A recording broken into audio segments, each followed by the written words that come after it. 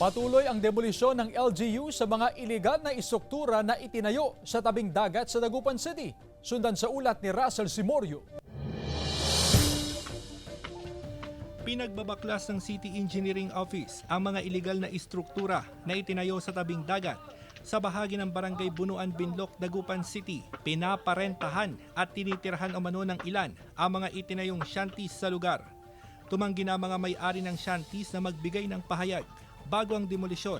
Binigyan ng palugit ang mga illegal settler na manatili sa lugar. Hindi na muna nagbigay ng pahayag ang City Engineering Office. Classified daw na foreshore o public domain ng lupang nasa tabing dagat at hindi rin ito ibinebenta. That part of the shore adjacent to the sea which is alternately covered and uncovered by the flow of tide. Yun po, pag low tide, kunin mo yung average, high tide, kunin mo yung average, yun po yung tinatawag nating foreshore area. Mahigit 50 illegal structures pa na itinayo sa tabing dagat ang nakatakdang baklasin ng otoridad.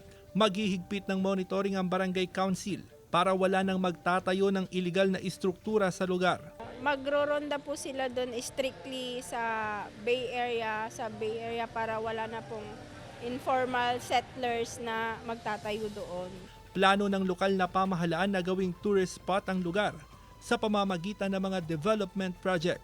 Kasama si Henry Domincil, Russell Simorio, One North Central Luzon.